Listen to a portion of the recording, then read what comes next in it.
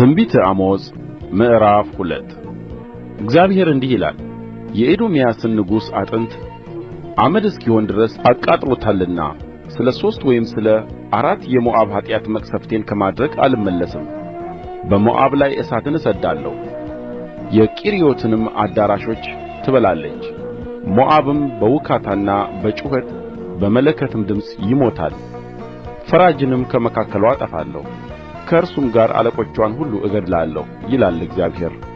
እግዚአብሔር እንዲህ ይላል፣ የእግዚአብሔርን ሕግ ጥለዋልና ትእዛዙንም አልጠበቁምና አባቶቻቸውም የተከተሉት ሐሰታቸው አስቶአቸዋልና ስለ ሦስት ወይም ስለ አራት የይሁዳ ኃጢአት መቅሠፍቴን ከማድረግ አልመለስም።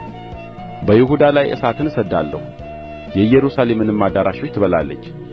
እግዚአብሔር እንዲህ ይላል፣ ጻድቁን ስለ ብር ችግረኛውንም ስለ አንድ ጥንድ ጫማ ሽጠውታልና ስለ ሦስት ወይም ስለ አራት የእስራኤል ኃጢአት መቅሠፍቴን ከማድረግ አልመለስም። የድሆችን ራስ በምድር ትቢያ ላይ ይረግጣሉ፣ የትሑታንንም መንገድ ያጣምማሉ። ቅዱሱንም ስሜን ያረክሱ ዘንድ አባትና ልጅ ወደ አንዲት ሴት ይገባሉ። በመሠዊያውም ሁሉ አጠገብ ለመያዣነት በተወሰደው ልብስ ላይ ይተኛሉ። በአምላካቸውም ቤት ውስጥ በካሣ የተወሰደውን ወይን ጠጅ ይጠጣሉ።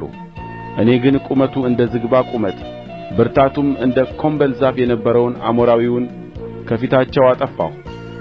ፍሬውንም ከላዩ ሥሩንም ከታቹ አጠፋሁ።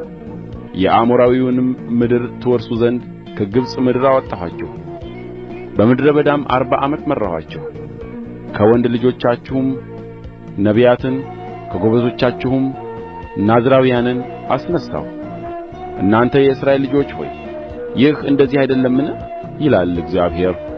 እናንተ ግን ናዝራውያኑን የወይን ጠጅ አጠጣችኋቸው፣ ነቢያቱንም ትንቢትን አትናገሩ ብላችሁ አዘዛችኋቸው።